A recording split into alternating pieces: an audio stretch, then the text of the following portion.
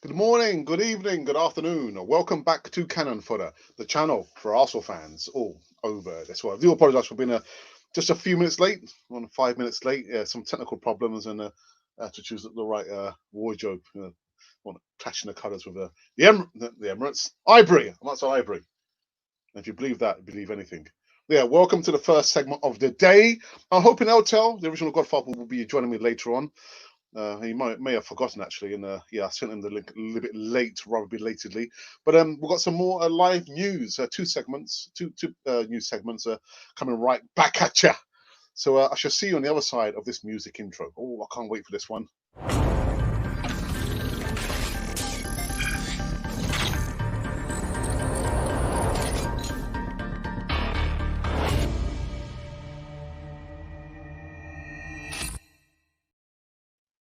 Yeah, so welcome back to Cannon Fodder, the channel for Arsenal fans all over this world.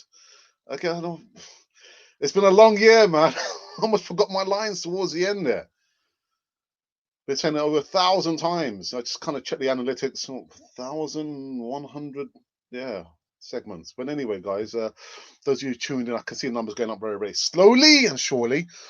Make sure you subscribe to Canal 4 TV. Hit the bell notification button so you can receive all the latest news right here on this wonderful channel.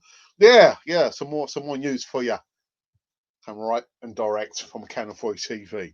Right, let's get into the first bit of news. I had to laugh at this one actually. I've seen this actually, floating around, and I thought, oh, should I talk about it? Yeah, let's talk about it. Let's talk about it. Diego Costa. Yes, yeah, yeah. This one's come out from Sky Sports. Arsenal want player Wenger called dangerous and top quality. He's keen to leave. He's keen to leave, but doesn't mean that he's coming to Arsenal. Does it mean just because a player's leaving their club, they're coming to Arsenal? No, it doesn't. Anyway, this report goes on to say that Arsenal are very attentive to Diego Costa's situation at Atletico Madrid as he edges closer to an exit, as AS Sport claims. Costa is said to be looking to leave his current club, with Mikel Arteta and Arsenal are now assessing whether to make a move. Guys, don't make a move. Don't. I'll explain once I've read through this news segment here. The Gunners are believed to be one of the most interested parties in signing a powerful forward as they look to make their attack stronger. Costa is free to speak to clubs from abroad in January, as his contract is set to expire at the end of the season. The 32-year-old may be past his peak now, but is still notched 2 goals in 7 league games this season, and has previously been a major threat in the Premier League. So, come on. Diego Costa? Seriously? Do you remember when he had the clash? Yeah, he had the clash. I don't mean to ban the clash, but he had a clash with one of our defenders in the FA Cup final 2017. I remember it, man. Yeah, are you crazy? You got a screw loose or what, Costa? Or what?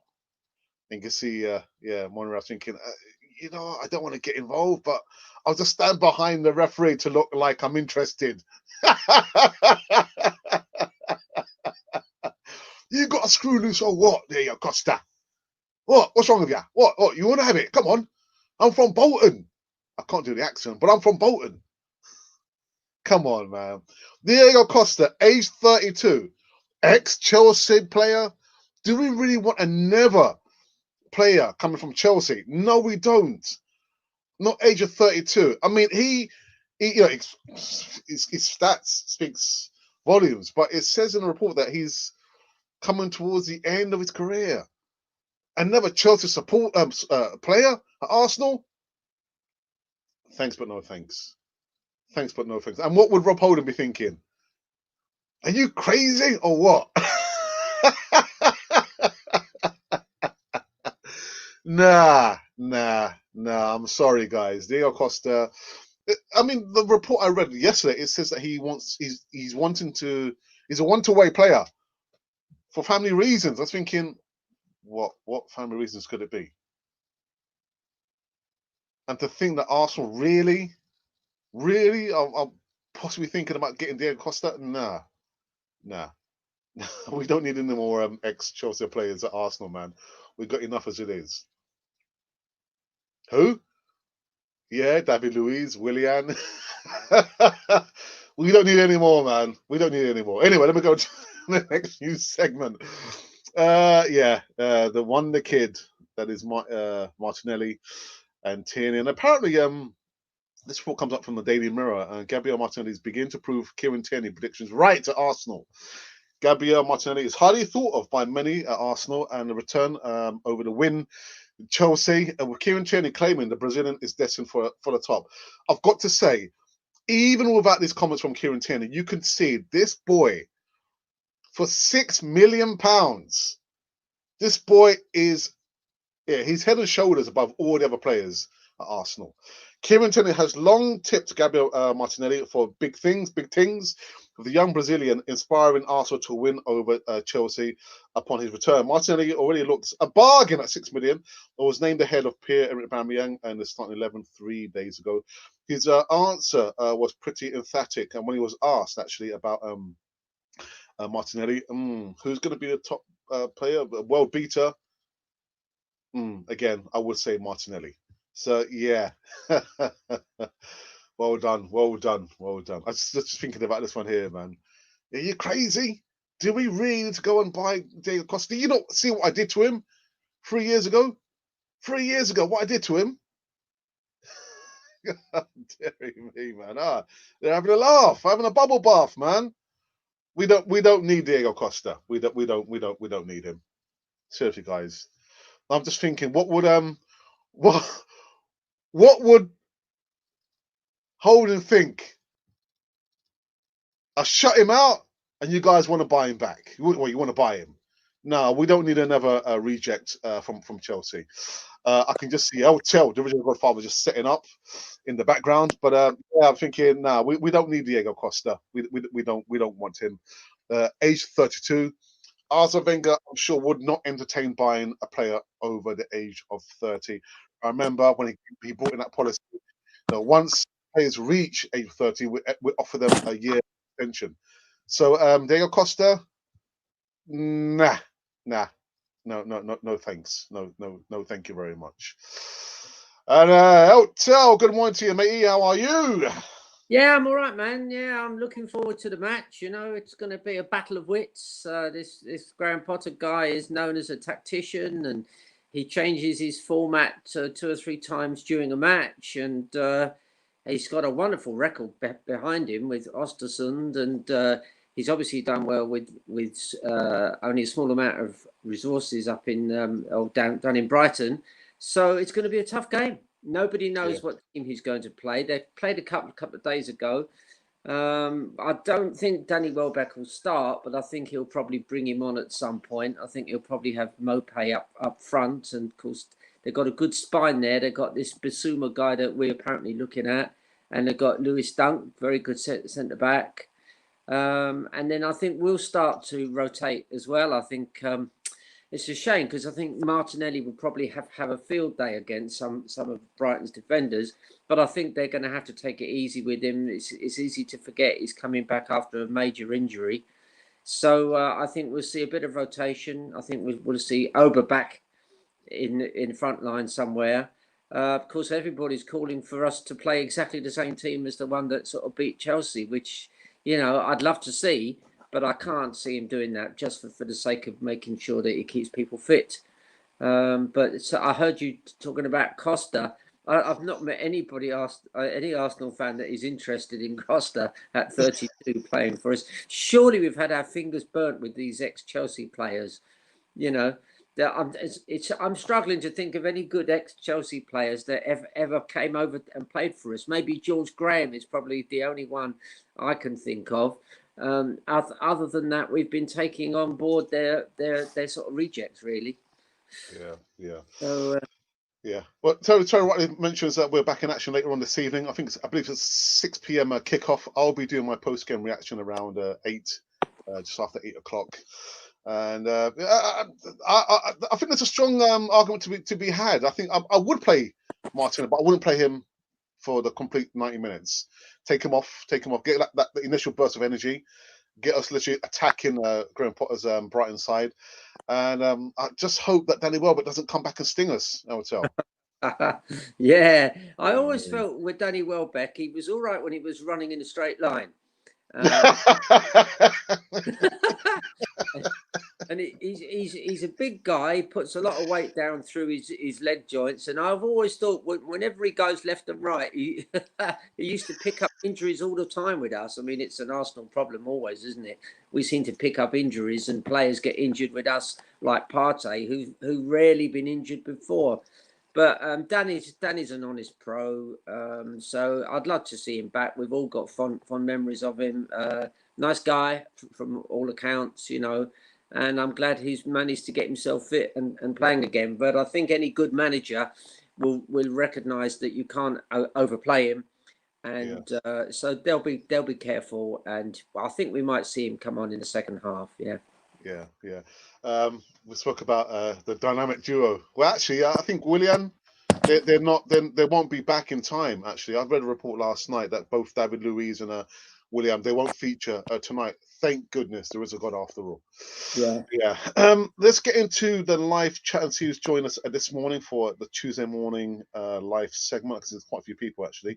So the butchers. First person is Agbo, who says Arsenal are winning now because they dropped all Chelsea deadwood in our team. Smith-Rowe brings something different to us, and Martinelli is a team changer. He is indeed. I've got John Wayne. Good morning, John Wayne. Hope you're well, my friend. Says good day, sir. And who also have? I have Eric here, who says, hi, bro. Who are we going to sign this January? Well, there's been some talk about this chap that his name escapes me. I did speak about him last night with James Rowe. Personally, if you ask my personal point of view, I don't think Arsenal should be signing any players in this January window. I think the most important thing is that we reduce the wage bill, reduce the squad numbers. But that's just me. Terry, what are your thoughts? Yeah, I mean, I know they've been trying to get Ozil out, and apparently Juve would like him, but they're asking us to pay a large proportion of his crazy wages. Absolutely, you know, how we ever agreed to pay him that kind of money, I do not know. And I would be, if I was Arteta, I'd be pushing to sort of get him out. He's a bunch of trouble, whether he's in the dressing room or not. He's a bunch of trouble. And I'd get the guys that are his mates out as well. So I'd get Luiz out. I'd get Willian out. Just get them out. Get them out of the dressing room. Get them out of London Colney and the training facility. Get them out of our club and promote some of our younger players. We've got some great younger players coming through. It looks like we've already made a massive mistake with Balogun, and he's probably going. So let's not compound that by losing Emile Smith-Rowe and all these other young guys that we've got coming through. So, and I mean, they've proved that they're worth their weight in gold because, you know, they've got this passion and this drive, and they run hard. They're great athletes, you know. So get some of the young kids in, keep the good players. And we all know we've got about five or six players that we can trust, but all the rest, if we possibly can start, I mean, obviously keep a strong squad, but the squad is bloated at the moment. I mean, I don't know how many centre backs we have. Having said that, I think they might rest Holding tonight. He's played a lot of games, so I think we might see Mustafi come in there. But I worry about Tierney being overplayed as well. Like, you know, Kolasinac. And yeah, but he's part of the problem. He's part of this little trio or quartet of troublemakers, you know. And you know, you've got to get the dressing room right. And if you've got, I'm sure it's okay in the dressing room, and they're not calling it out the manager, but I think they're talking behind his back, and he's got to get them out. They're part of the old guard. Get them out. Yep. Yeah, but you know what, Tony, you spoke. You mentioned about Willian yesterday, and the point actually that the coin did drop. He doesn't look happy. His only one desire was to remain in London. He didn't want to play for Arsenal. No, he doesn't want to play for Arsenal. He just wants to stay in London. You know, like in the London life. He doesn't have any desire to wanting to play for Arsenal. Yeah. If you look at it, he's obviously got a wife and family. Yeah. He's got his kids at whatever school they're going to. I believe he hasn't sold his house, so he's living presumably in the West London area, working his way up to St Albans and London Colney for training and so on. So what he's tried to do is keep his family intact in the same place, kids going to the same school and so on. And he looks like a guy who's just clocking in and clocking out. Yeah. And he doesn't look happy. He doesn't look committed. I never really watched him too much, or he's never watched his face too much when he played for Chelsea. But I'm watching him now, and he's always got this permanent scowl on his face. Yeah. You know, Yeah. it's like he's wearing boots two sizes too small for him. He sort of looks like an unhappy soul. or he's a betting man and has just lost a shed load of money on the horses or something. He's not looking a happy bunny, is he? Doesn't look happy. I'm sure he'd be happy if we sold him, actually, but a humongous amount of wages as well, Terry. So much money. Well, the more you step back and look at this, we've lacked business acumen at Arsenal. We've lacked people who, you've got to look at your intrinsic value. Your players are a massive part of the value of a club.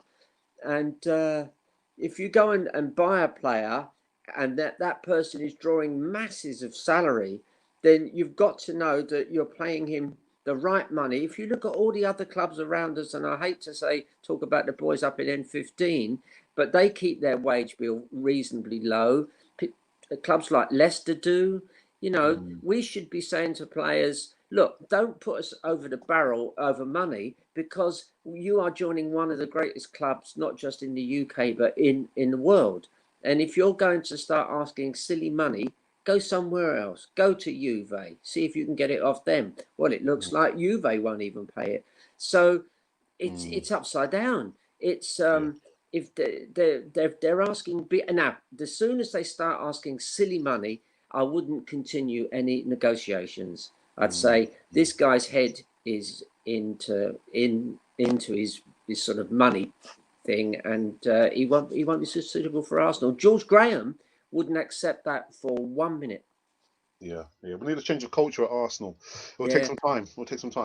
The Assemble says, good morning, Alex, and good morning to you as well, my friend. I hope everything's going well at Arsenal Circle with Ray over there. Adesina, good morning, my friend. It's been a while, actually. Hi, Alex. Good morning, and compliment of the season to you and your family, and likewise. I hope you all stay safe. Got Colin Young, good morning, sporting the Cannon Foy TV bucket hat, the logo.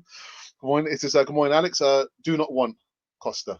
Likewise, I don't want him anywhere near Arsenal. Sorry, and I think even more so does Rob Holding. Rob Holding doesn't want him. Are you crazy? You got screw loose or what? That's what I've always said. Rob Holding at close quarters is quite a fearsome animal. Costa was bullying it when we played Chelsea in that cup final. Was it 3 years ago?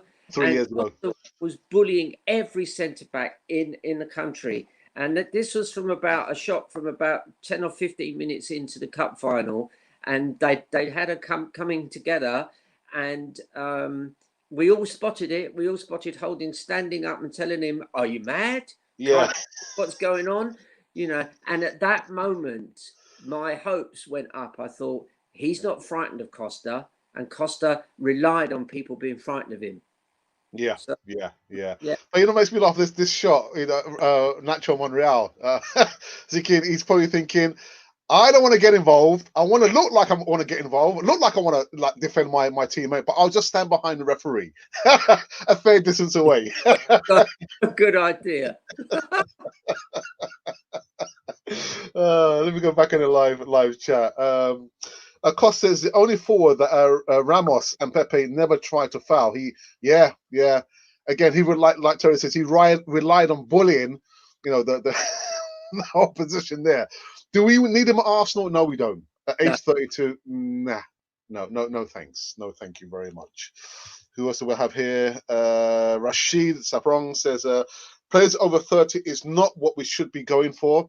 We should be nurturing promising youth players already in our setup. Bellingham and targeting between 21 and 25-year-olds if we cannot source them from within. Yeah, I mean, looking at a player who's over the wrong side of 30, and he's an ex-Chelsea player as well. We've got enough of them at Arsenal. We have enough. And I think, you know, on the side of that, as well as players' powers and physical powers waning after about 30, 31, 32, unless you're very lucky and have a lean, live guy like Jamie Vardy, it's also that by then, elite players will have made a shed load of money. They'll be looking for a final payday before they retire. And so their heads are not in, I'm going to make my way as a professional and I'm going to be the best player I can possibly be. They're already thinking just money. And Willian has obviously got something on his mind, because the poor fella looks absolutely miserable.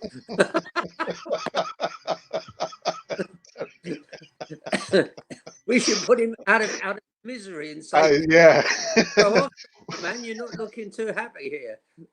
Put him out to pastures new, not an Arsenal. No way to Diego Costa. We need to invest in our academy and give the young players a chance to integrate into the first team. But you know, Bellingham we never learn our lesson, Terry. Bellingham, we need the likes of Bellingham. He's come through the academy. I'm not sure how many years he's been with us, but he's a prime example of we never learn the lesson. The thing about the contract extension. Yeah, I mean, before I'd seen him play, and I've seen him play a good few times now for the under-23s, but before I'd seen him play, I heard about him because he shoots his sort of mouth off. He's got quite a mouth on him, and he was telling the world how wonderful he was. Well, at first that put me off, and the first time I saw him play, I think it was against Brighton, actually, Brighton's under-23s, and he blasted a few shots wide and didn't seem to care. And I thought, oh, maybe he's just a big mouth. But actually, if you watch him, that arrogance is part of his kind of makeup. And some of the best players that there have ever been have an inbuilt arrogance, an inbuilt belief that they are going to make it. And it would break my heart if he does look as though he's off to either Man United or Liverpool.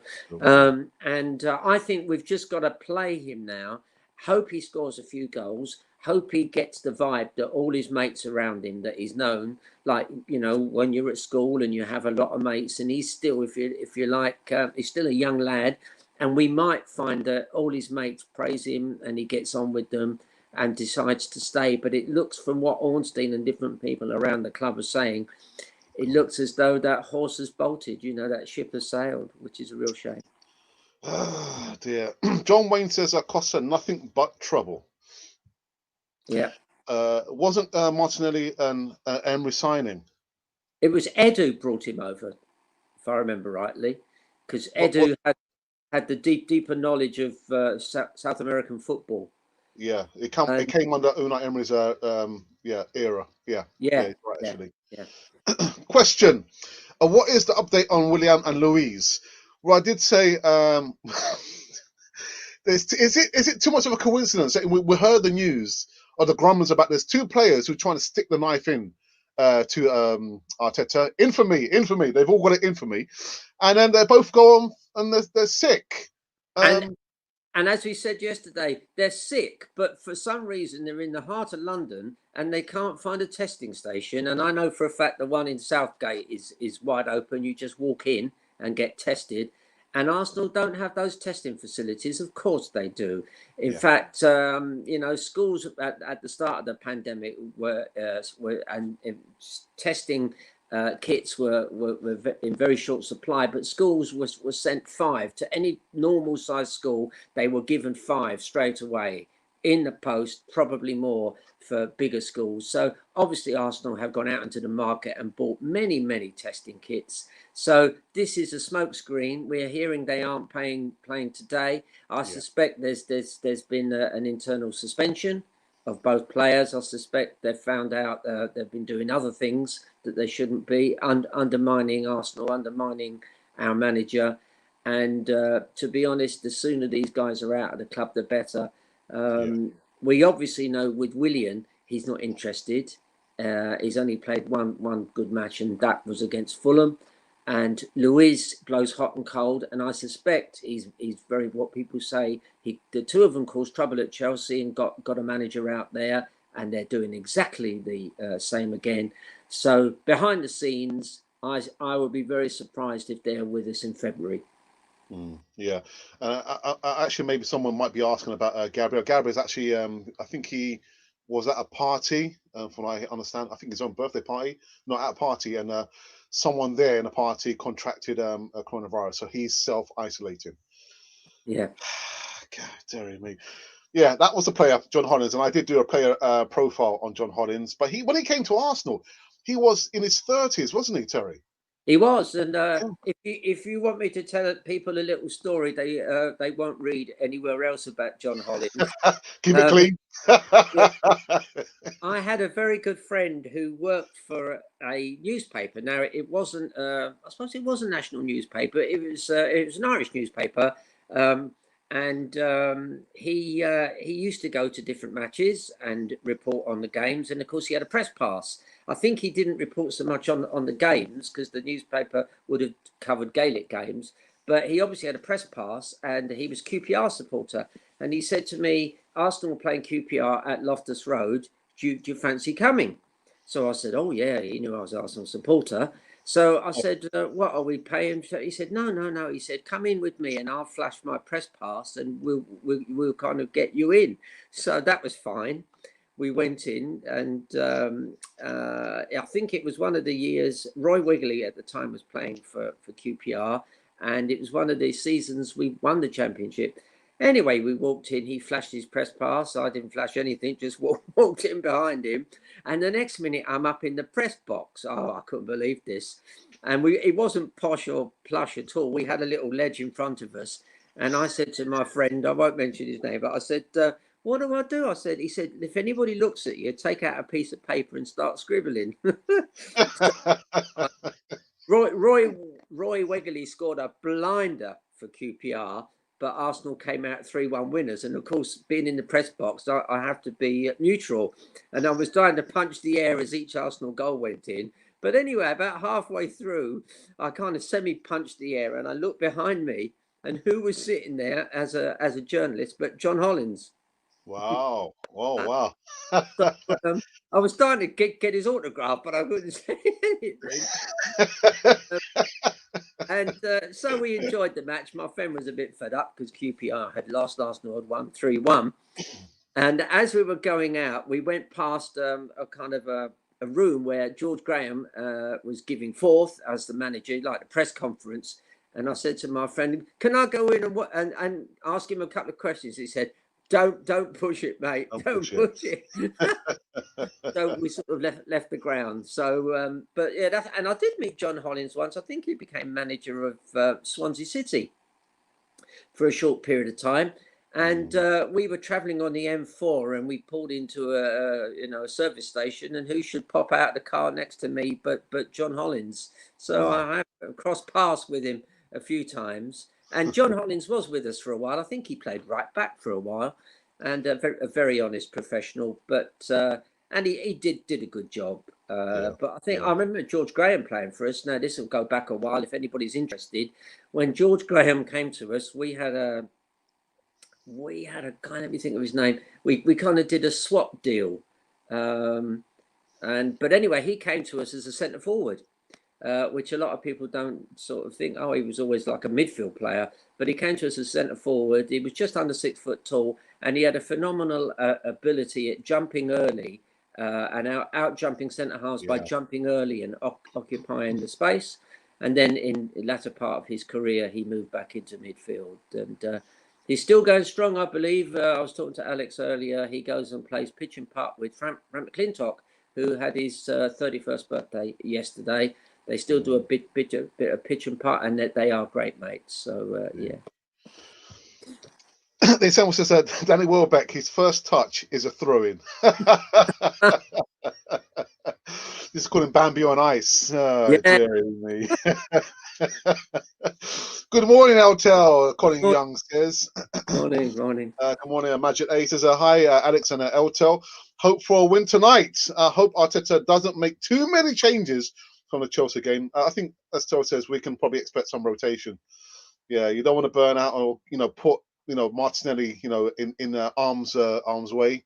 But I'm hoping that at least he'll complete one half. I wouldn't like to see him play the whole 90 minutes, but there'll be some rotation, won't there, Terry? There'll be some rotation. I mean, yeah. I think what sort of made our forward line was that Lacazette took all the pushes and shoves at centre forward, and then it allowed the pace and trickery and skill and sheer enthusiasm of Martinelli on one side and Saka on the other side. And of course, once you play players that aren't well known, the defenders don't like it. And Emile Smith-Rowe, I like Emile Smith-Rowe because he hides. You can't find him, you can't see him, and the next minute he's running into space. He's our first sort of number 10 really to sort of come through in a long time. So I do hope we do play them, because I want the more mature players in the squad to get a bit of a shock into their system and being made obvious to them that there are young players coming through and you've got to up your game. I do think we'll see Pepe. I would rather see him attacking the penalty area. Lewis Dunk is a very good centre back. He does everything right, but like all big guys, you can take him on the ground. So I'll be saying to Pepe, as and when he comes on, he might even start. I would say try and get into that inside right position and attack the penalty area and get them worried about you in the penalty area. Because if they touch him, he'll go down. Or if they get too close to him, he's got great close skills. He'll zip past them. So I think we'll play Oba at some point. I presume we might play him at centre forward instead of Laka. But I would give Martinelli a run out, but not for the whole game. It's going to be very tactical, and Graham Potter will probably try different. He'll change, as I said earlier, he'll change the team shape halfway through the match. He might even change it a third time. Now, our guy Arteta is a similar tactician. He will know the way Graham Potter sets up. And so it'll be a real tactical game, I think. But I would definitely, and it'd be fascinating for Arsenal fans to have a look at Bissouma. I would personally man mark him. I'd play Ainsley Maitland-Niles in midfield, and I'd give him the job of man marking Bissouma. But for some reason, Arteta doesn't fancy playing him in midfield. Which maybe they've had a tete-a-tete, and maybe Ainsley said, "If you don't play me in midfield, I'm off." And so you might have a confrontation there. So we'll play him everywhere except midfield. Everybody I've spoken to, everywhere I look online, everybody's saying the guy is a midfielder. Get him in there. So wouldn't it be wonderful if Arteta did that today? So we've got to stop Bissouma. We've got to Mopé. It'd be interesting to know if he ever did apologise quietly to Leno. In rugby, you aren't allowed to push players when they're in the air because it's incredibly dangerous. But in soccer, we don't seem to have that rule, and people will always remember what was the name of our French right back who got pushed in the air. What's his name? Debussy. And that finished his Arsenal career, and it was a totally unnecessary push. And once you're in the air, you're sort of off balance, and then landing becomes a problem. I hope Mopé. In fact, of course, if we do play Holding, I think what Holding will do is he'll have a word in Mopé's ear in the first 5 minutes and saying, "We know exactly what your game is. You're going to push us and kick us, and we're going to push you and kick you back. Don't let these guys push you around and frighten you. Tell them that you know their game, and if they start that, you're going to finish it." There you go. There you go. I'm watching what he's saying.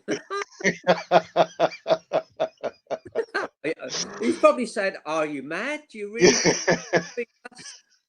You got a screw loose, guys. We're just tuning in now. I've got Eltel, the original Godfather, with me, going through some of their live comments, and of course, going through the news segments. And the news of today we spoke about was Diego Costa at Arsenal. I don't think so. I don't think so.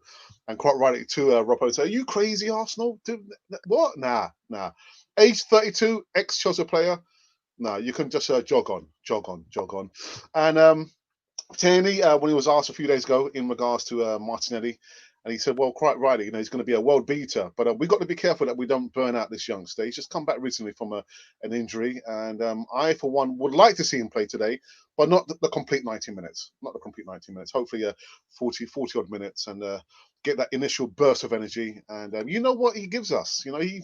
He fights, he fights for the right to play, and showing the senior players what it means and what they should be doing. He's the role model. It should be the other way around. But yeah, I'm hoping that we're going to be seeing Martinelli play, and yeah, we're going to be playing tonight. It's a 6 p.m. kickoff. Is that right, Tel? Against Brighton? It is, and what does worry me is because Graham Potter is such a tactician. Ever since we beat Man United 1-0 away, I think that was the pivotal moment where Arteta changed our tactics, and instead of playing this kind of low block. And like, if you like, 3 at the back plus two wing backs, which makes 5. He's gone for this 4 at the back, and he's not changing. He's obviously done an awful lot of work on the training ground with how we defend as a 4. So he'll keep that. He then wants a double pivot, and then he wants 3 players in front of them, and then 1 centre forward, if you like, that drops into midfield. Now Potter will know this. And he will have been told, and he'll know anyway, by his tacticians alongside him, how Arsenal play. And I promise you, he will have a few ideas about how to go about breaking us down too. So tactically, it's fascinating. I think if I were Arsenal, I would just make sure we don't concede. Whatever you do, don't concede. Lewis Dunk is dangerous, even if it's at set pieces. A goal at a set piece is worth any other kind of goal. Watch the set pieces, keep it 0-0, and just keep it solid. And as long as you don't, if we'd have conceded an early goal against Chelsea, it would have been a completely different match. So I think Arteta's working on the theory that we sort of attack early, which is no harm because apart from the Chelsea match, we have started matches very, very slowly. So I think, yes, by all means, start quickly, but make sure you don't concede. Let's go in at half time, without conceding a goal, and then our quality will show through. Okay. Back into the live chat. Ogbo says, let's give Smith-Rowe a chance and replace Willock with Azeez. Dale? I love Azeez. I think he's going to be a world-class player. He's got the poise and vision of a top player, but he's very, very young. And what they will do is they'll try and kick him up in the air and frighten him. I've seen him play, and he takes my breath away every time I see him. He's like all great players. He makes time and space for himself. His first touch is wonderful. His vision is fantastic. But I worry that they'll just bully him. You've got some big guys playing for Brighton, and they know how to sort of bully people. If you're going to have a player like Azeez playing, you need a big guy alongside him who's going to look after him.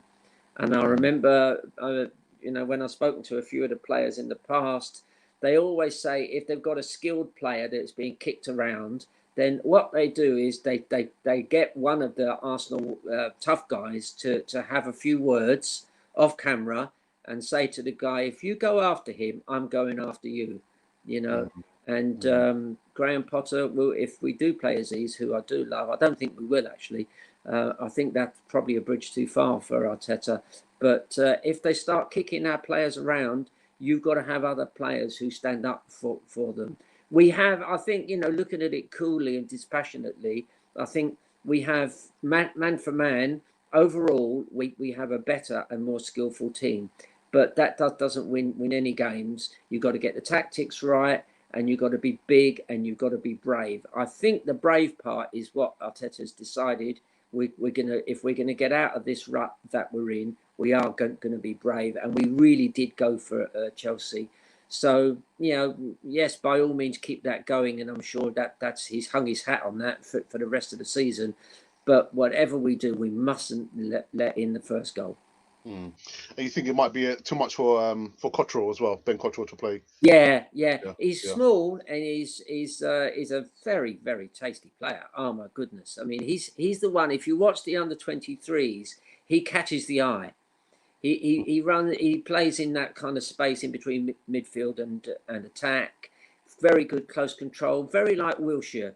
Wonderful control. Wonderful through balls. He's got everything. He's quite small. I'll say he's about 5'7". Sweet left foot. And again, he's a player for the future. He's a player could be kicked about, of course. You see. So again, you know, that's the big worry. We've got some really good players coming through. They're all quite small. Having said that, Balogun, was he about 5'10", 5'11", Yeah. and he's well-built guy for a 19-year-old. So I would play him at some point today and get him out there. Yeah. Okay. Colour Kings Tim says, do you know that maybe Arsenal will sell Guendouzi in January during the transfer windows? While this little one is much better than Xhaka and Ceballos, but you still wish that Arteta would stay. Yeah, well, yeah, we've said it many times. I'm not Arteta. I don't like to see managers lose their jobs. And the funny thing is, I've got a friend of mine I worked with many years ago as a civil servant in a previous life. And he said to me, but Alex, you know what? We sack managers. Why can't we sack players? When players don't perform, why don't we sack the players? But if we did that, we wouldn't have any players playing for Arsenal. That's the problem. It's funny you should say that. I've never understood that either. That in any job I've been in, you have competency procedures, you know, and you have to hit various targets, you know. And I have seen, having been a teacher for many years, people used to say and it's not true that teachers can't get sacked. They can. It's a long competency procedure, but people do get sacked. If you don't meet your targets, your wages stay the same. And in my experience, people have left if they realise they aren't hacking it, they aren't doing their job properly. People leave, but I have seen people sacked, many people sacked, head teachers sacked, and I've never understood why these players are allowed to negotiate, or their agents negotiate a big contract, and then they down tools. Yeah, It's mad. They should be given targets.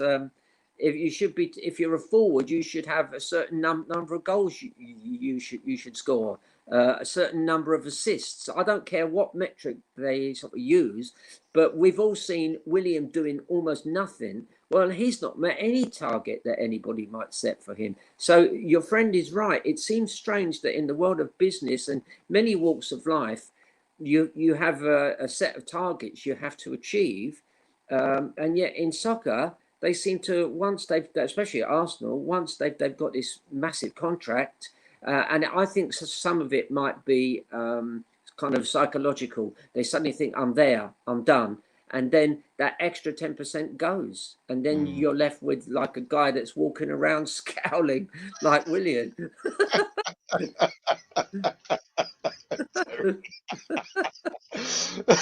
Here's a question for you, Tel.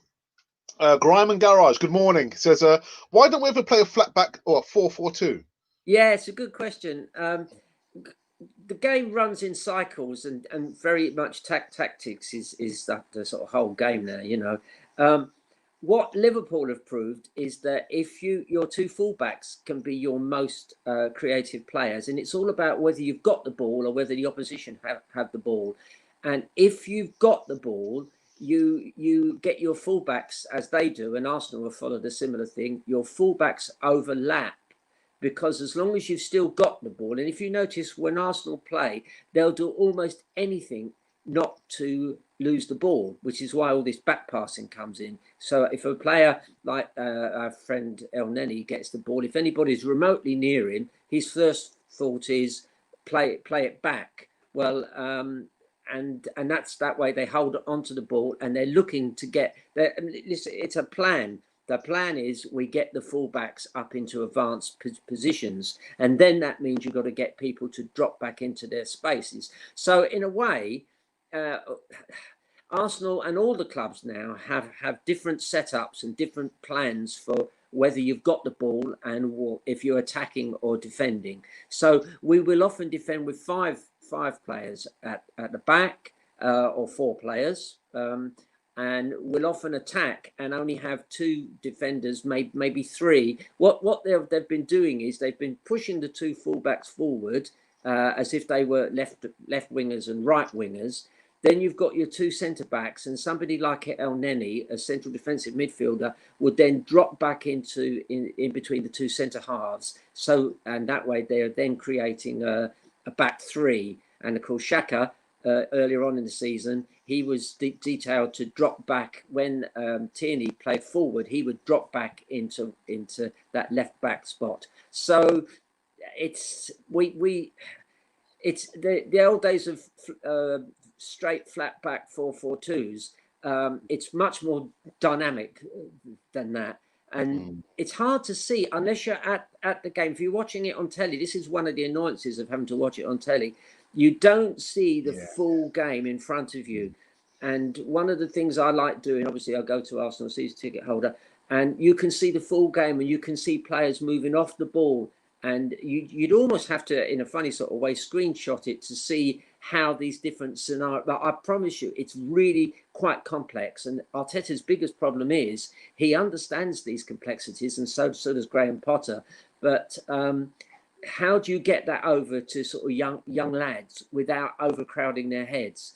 You know, anybody who's been involved in education of either, you know, young people or adults, you know, after 10 minutes of explaining something, the people listening start to sort of switch off. So you've got to make your impact early, and not make it too complicated. So we will be playing, at times it will look like a flat 4-4-2 or a flat 5-3-1, or you know, but it will be so many different variations. And today with Potter, it'll be fascinating because it really will be a tactical battle. Well, wasn't that Arsene Wenger's preferred formation there, 4-4-2, rather than like? Yeah, Arsene Wenger tactically liked to keep it really simple, like the 4-4-2. And when he came in, he got every team, both the reserves and the under-21s, I think it was at the time, and the youth teams. He got them all to play exactly the same system, because he wasn't really a tactician. He was the sort of guy that would find fantastic players and say, go out and express yourself. So he was a great finder of talent, and then he used to keep the tactics pretty straightforward and allow players' talent to sort of come through. Arteta's quite different. He's of the Guardiola style, where you outthink the opposition tactically. Guardiola doesn't use the fullbacks. He uses De Bruyne and David Silva as the inside forwards that open up that space. If you think of the sort of penalty area and both widths of the pitch, you could divide it up into 5 areas. And he likes his and both Klopp and Guardiola like to attack those 5. They want 5 attackers when you're going into the area. But Klopp will go through the fullbacks and they'll cross the ball or pull the ball back, whereas Guardiola will have the inside forwards creating this sort of space, which today, if they play Pepe, which I'm pretty sure they will at some point, I will be saying to him, attack that inside right place all the time. I don't want to see you on the wing and slowing up. I want to see you getting the ball and getting into the area. And then you're going to have to, then the Brighton defenders or big guys are going to be starting to think, do I lunge into a tackle, in which case it's an Arsenal penalty, or do I try and stand back off it? If you stand back off him, he'll go straight past you. So it's a real tactical game tonight. You know, it's actually, you know, when you're talking about, you know, that when you're watching a match on the TV screen, it doesn't do literally any favors. When you're at the stadium, you can actually see the formation. But what made me laugh when you said that you can see players like doing the movements or run off the ball. Not in Willian's case. Willian doesn't run off the ball. He walked.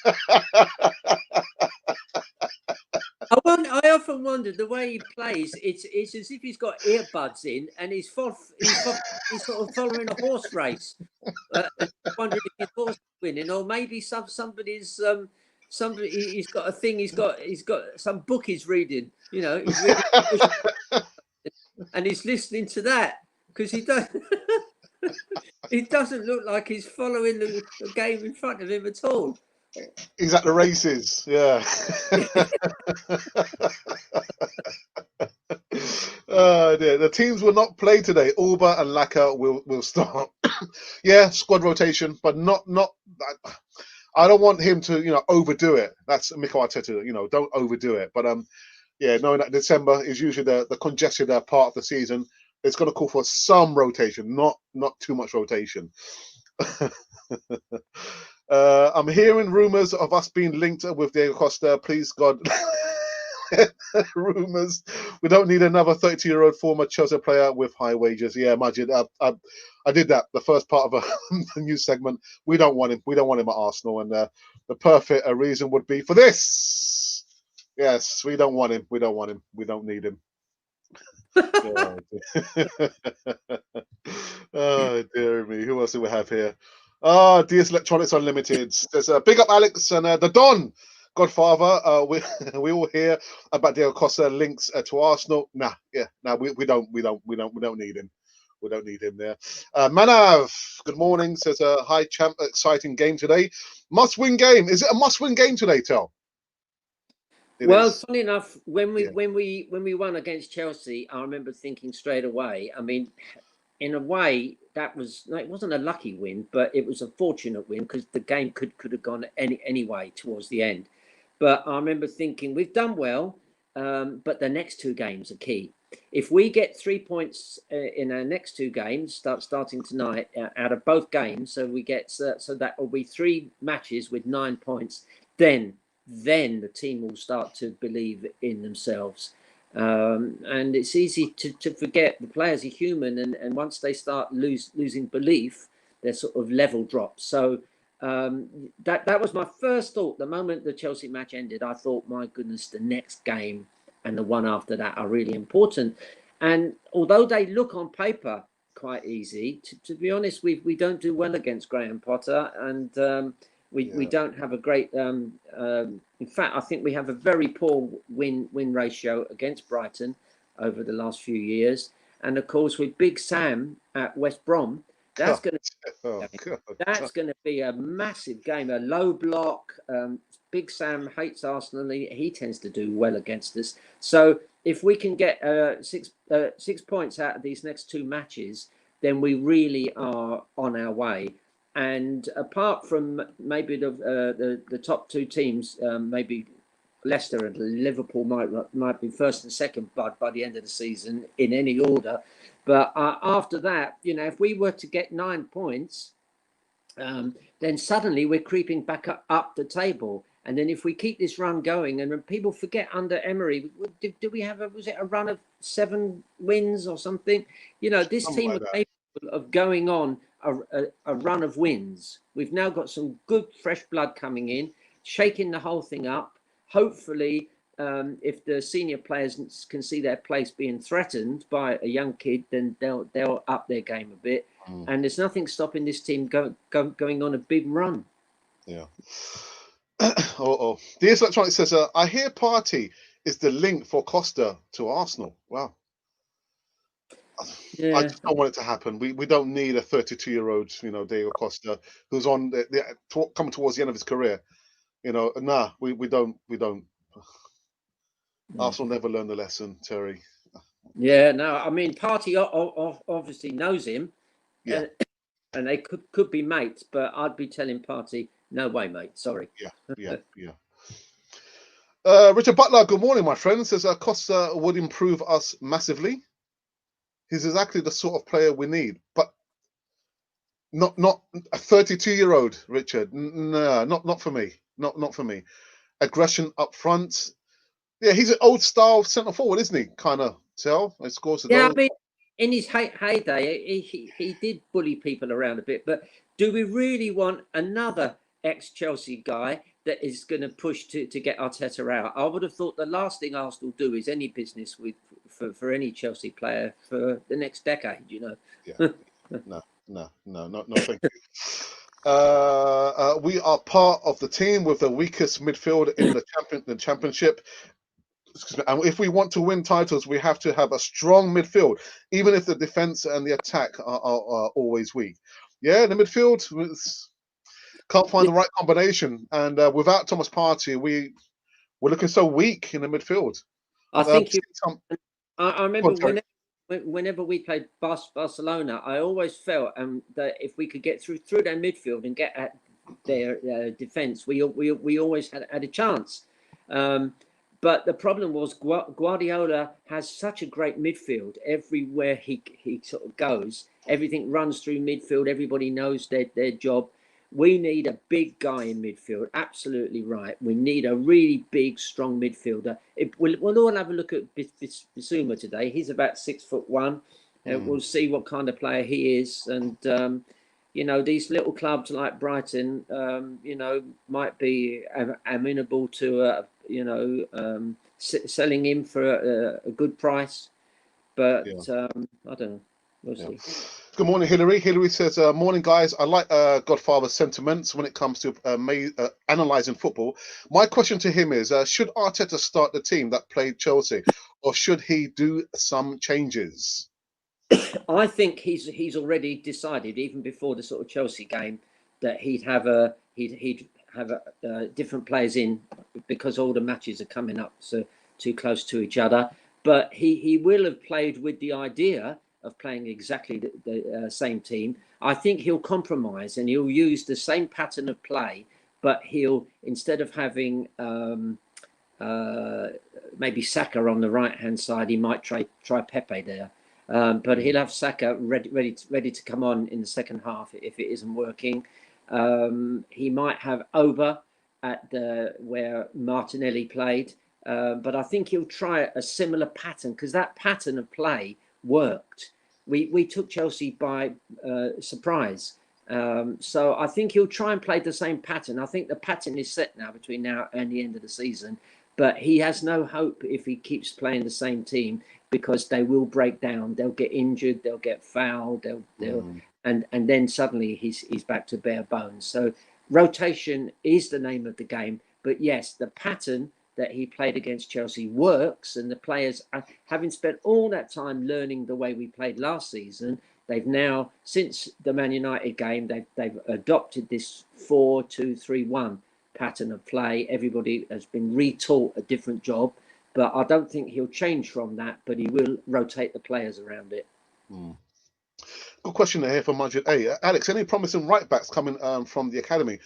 Not that I am aware of. I probably need to do some homework, actually. There have been a few names, but none of them are close.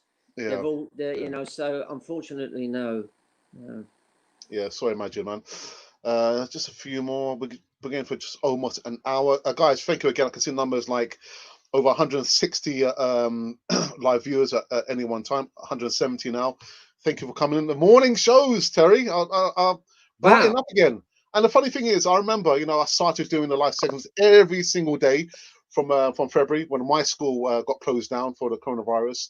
I thought, you know what am I going to do? And I usually do like a respite support work during half-term breaks. And I started doing that like from February. And it started like from 1 o'clock, 2 o'clock. So in the morning, I was thinking, what am I going to do? And I started doing the live segments. I've been starting to do the live segments from February, March. And it's been good. It's been really good getting back into the routine. And guys, thank you so very much for the numbers and subscribers.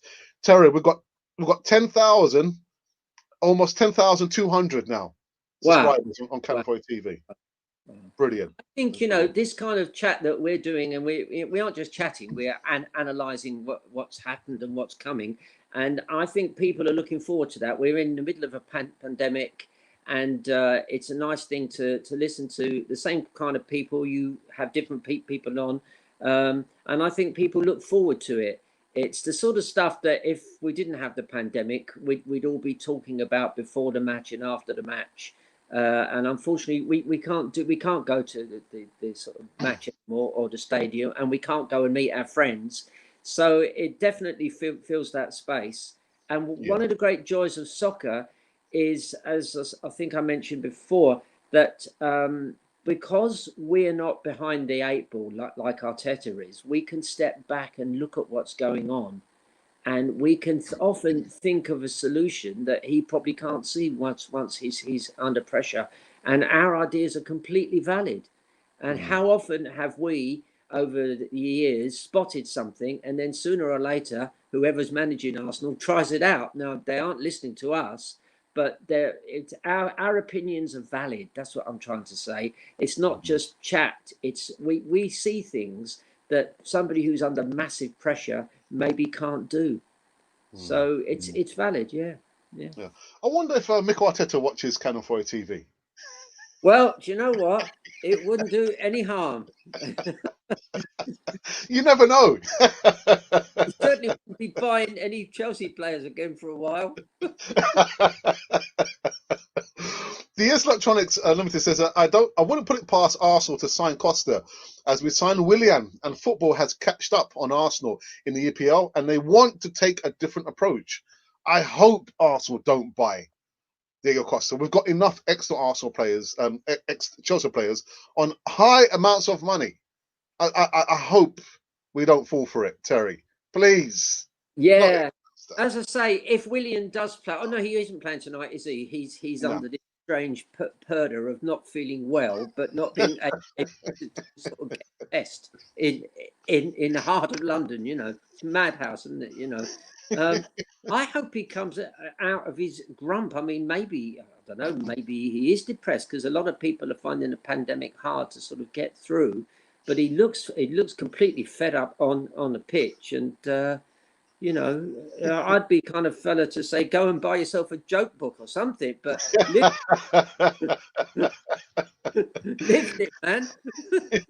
Good morning, Ashton. Ashton says, we don't need Costa at London Coney taking Ozil's lunch money and smoking cigarettes in a car park.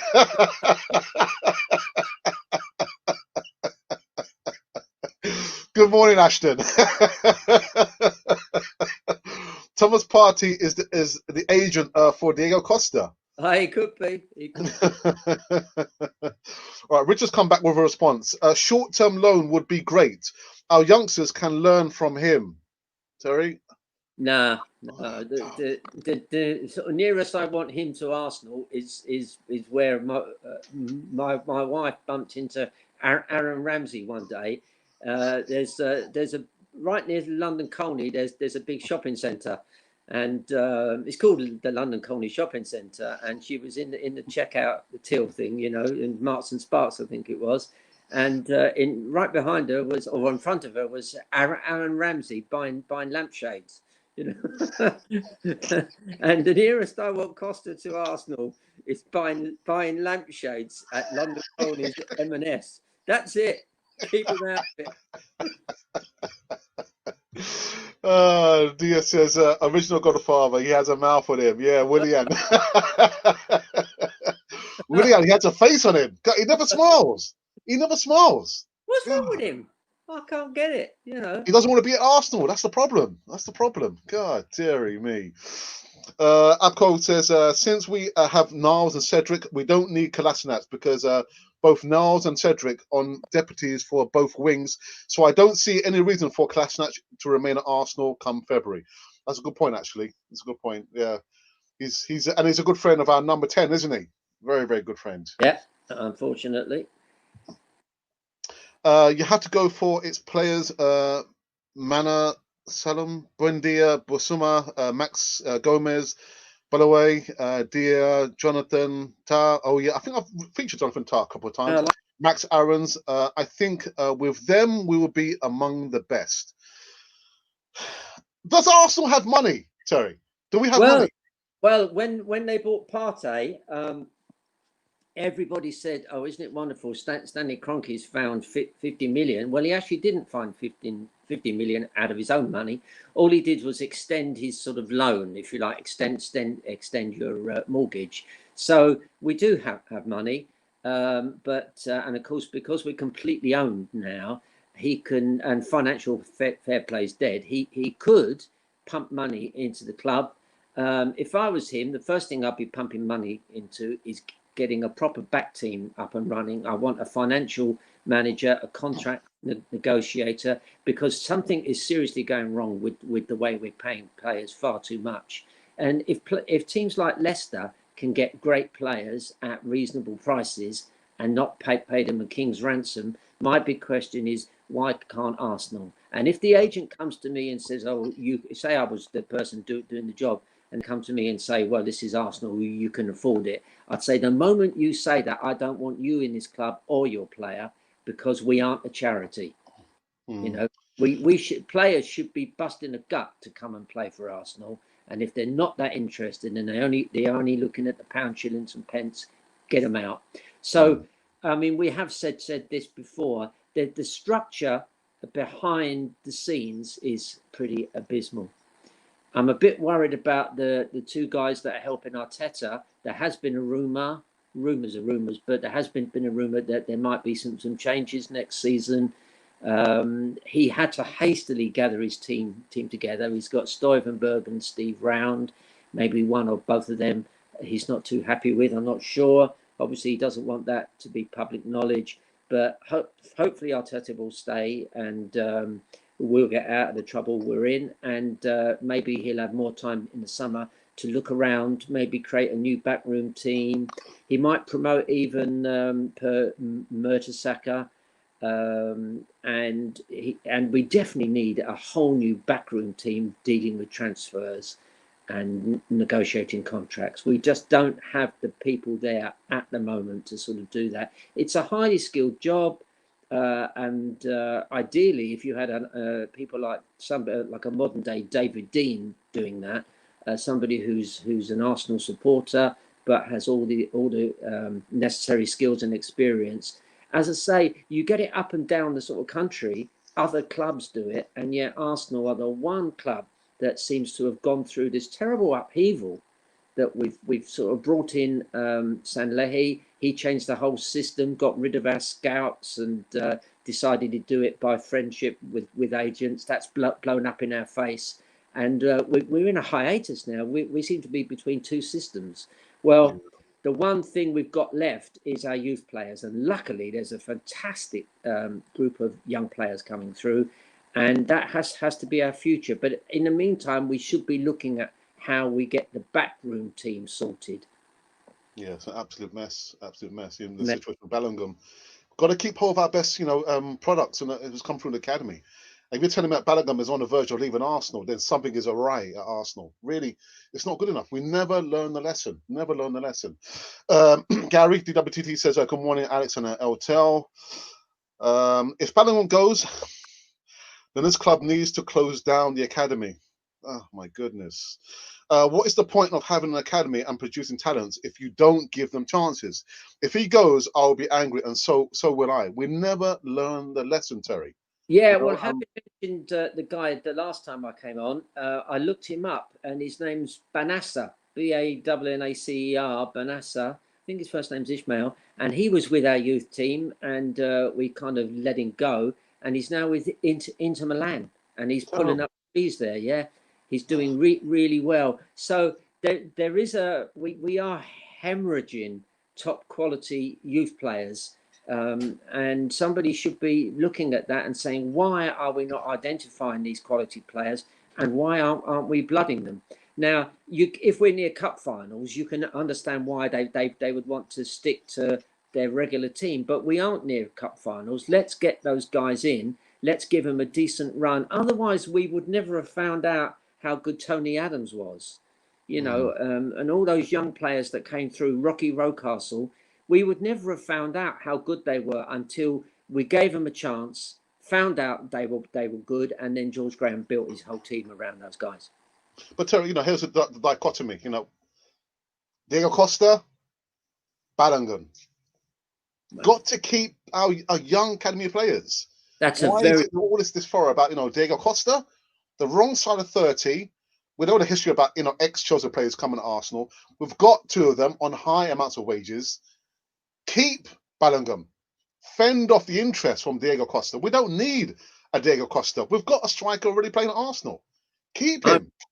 I really hope some of these rumours are unfounded. Maybe to sell newspapers. Yeah. Oh, dearie me.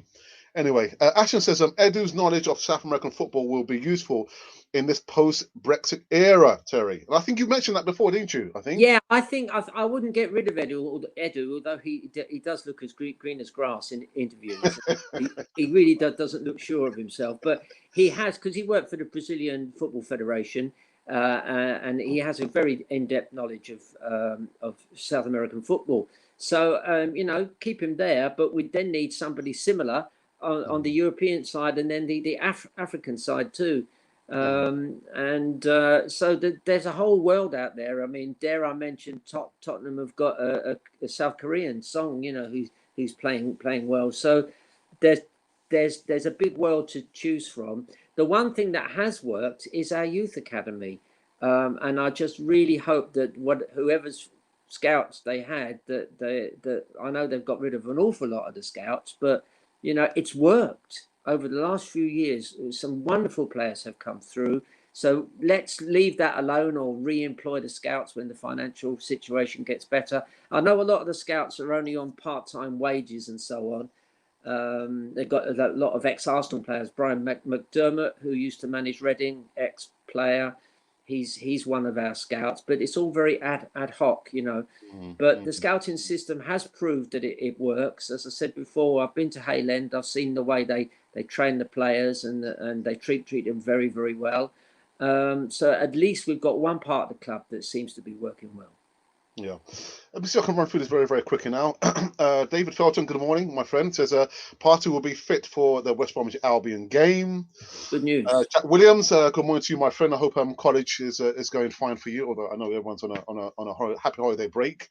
Says that midfield three that played behind Laka versus Chelsea, Saka, Smith-Rowe and Martinelli, should be the consistent midfield three from now on. Pace, creativity, hunger, drive and pressing. Terry.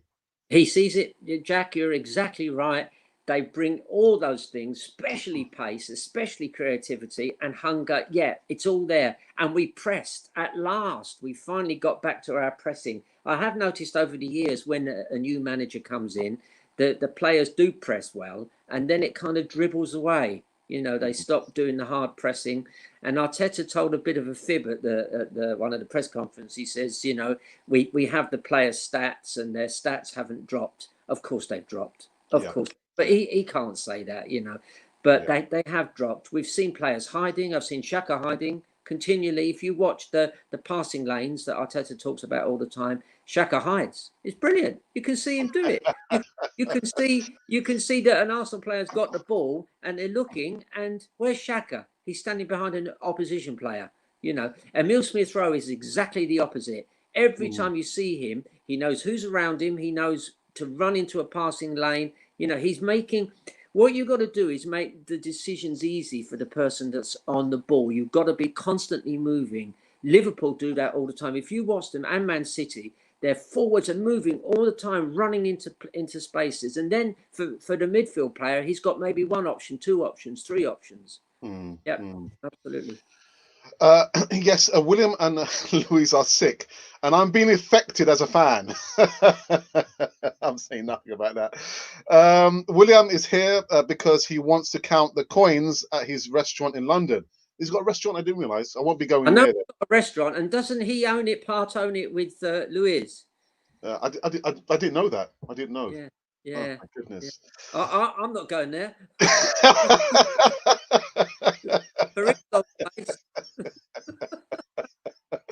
I'm ready to bet that we will not win today. That match will be that match will be asleep as often with the Arteta game. Come on, a little bit of positivity, Colour. Come on. Watching the clips of Smith-Rowe against Chelsea, and he reminds me of Haleb and Rosicky. He is like a mix of the two. He's deserving of playing.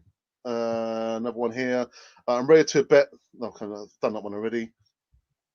Smith-Rowe looks a really good prospect. He keeps the team ticking, and he looks intelligent. But we've got to continue playing him. He's no use to us if Arteta doesn't play him. As a first-year manager, is there too much misinformation inside Arsenal? If Louise and William are suspended, then say it. Why the cloak and dagger? Well, I suppose if they're thinking of selling on Willian, you don't want the world to know he's a troublemaker. You know, so that's the only thing I can think. Otherwise, I'd be calling them out, or I wouldn't mind if the word, because we obviously won't get a penny for Luis. He's running his contract down. So we've maybe they're trying to get the other guy out and trying to not make it obvious that he's a troublemaker. But he's certainly an unhappy man on the pitch. I don't know. He could, because of the pandemic, he could have difficulties and so on. Yeah. So we can't make light of that. Yeah. But he doesn't look happy. He doesn't look committed. And if it was on performance management, he'd now be up in front of the boss, being told we might have to dispense with your services. But unfortunately, in soccer, you can perform absolutely abysmally and you still pick up your money, which is sort of wrong, really. Yeah. So here's one here for you, from you. Magic 8 says, Tel, what subject do you teach? Can you please teach William football? Well, I currently teach music, of all things, but before that, I taught all the subjects in a primary school, and I did lots of, obviously, teaching kids football and games and so on.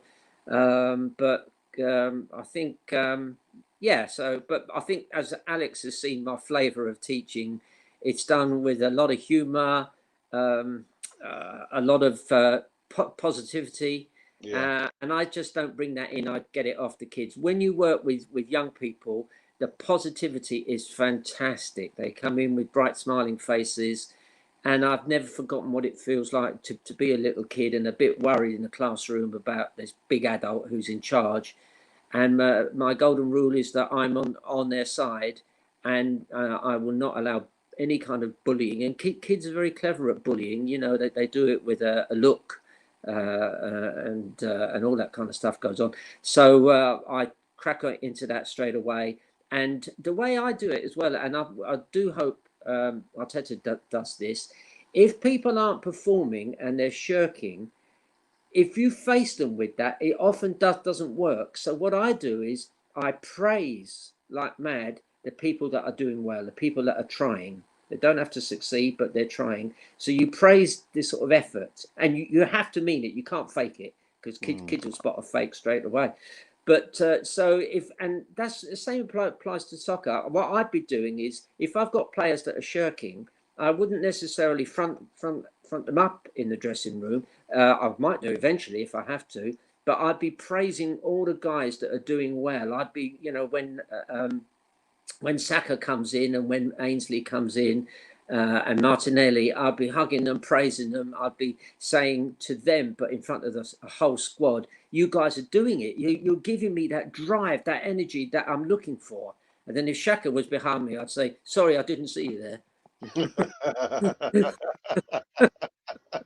And actually, before you guys maybe ask that question, Terry and myself, we have worked together. Well, yeah, I've worked as a teaching assistant in Terry's classes, and it just came about. We were talking. How did we realise that we went to the same school, Ivy Grove, Terry? I can't remember. I don't know. We must have been talking about Arsenal, or possibly. And of course, a lot of people have gone through that school. Before it was Highbury Grove, it was called Highbury County.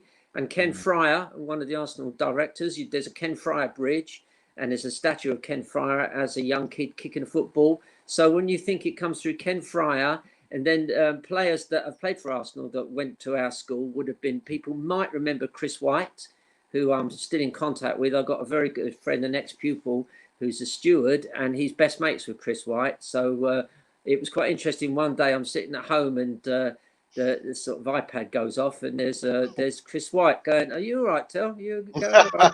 I said, "How do you know me?" And he said, "This is Nicky that you used to teach." And they were out for a pizza. This was before the pandemic, and we talked about his mum, and I remember Blackstock Road and his mum going out shopping, and so we had him. And of course, in my era, there was a guy called John Matthews who played for Arsenal as well. So there've been a few Arsenal players come through that team, and I'm in contact with lots of the kids I either taught or grew up with, and they're all Arsenal fans. So it's great. It's great on Facebook. Yeah. we're going to end this one actually on this question. What's your prediction in today's game? Oh my goodness, it's going to be a tough one. It's going to be a very, very tough one. It could go way. It's a bit like the Chelsea game. It really could go any way. But I never bet against Arsenal. I'm going to predict an Arsenal win.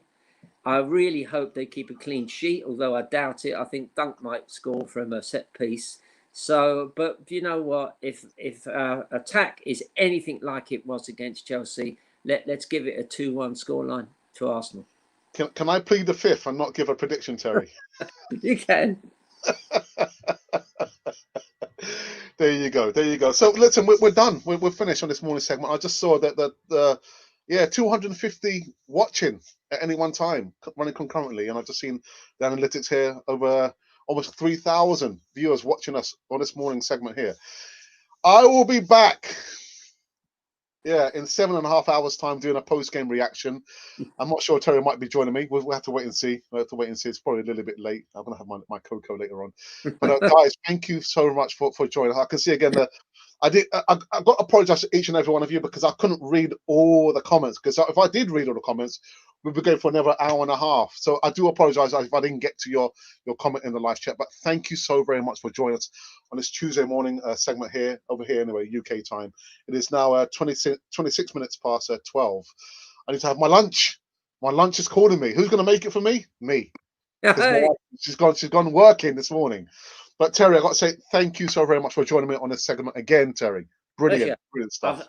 And a big thank you to everybody that's tuned in and listening. We do value your comments, and it's just great to be part of the larger Arsenal family. And you know, as long as you're out there, we'll be on, and we'll be telling our Arsenal stories to you and giving you a vibe, especially if you're not living in England or London and you wonder what it's like in the area. Obviously, we can give you stories about what it's like going to the match and all the different stories we can tell about players we knew. So we can give you a flavour of it if you happen to be in South America or Africa or somewhere. Yeah, brilliant. There you go. There you go. So, I'll be back doing the post-game reaction later on tonight. The next available time that you'll see Eltel, the original Godfather, will be hopefully tomorrow morning, Terry. Hopefully tomorrow morning. Yeah, so there you go. They're a regular fixture. And I know I always say this, but yeah, the guys, they love you, man. They love you. I love you. Absolute quality stuff. And Eltel, he played the piano at my wedding. Yeah, got married again. To the same wife, same woman. But yeah, Terry's a good old friend of mine, man. Really, really, I'm really pleased to say that you're one of my best mates, Terry. Really, really good stuff. You're definitely one of mine, and I mean the sort of real skill is to treat life as a game, and then you'll always be a winner, and that's what all the best people do. We're having fun here. We're playing the game, albeit we aren't out there on the pitch. But Arsenal wouldn't be anything without Alex and me and all of you people watching. They'd be just a little club kicking a ball around Clissold Park, which is near Arsenal. And the fact that we're here makes Arsenal. We are Arsenal. There you go. There you go. So you heard it from the original Godfather himself. And if by chance you've been wondering who or what you've been listening to, well, you've been listening to Cannon Fodder, the channel for Arsenal fans all over this world.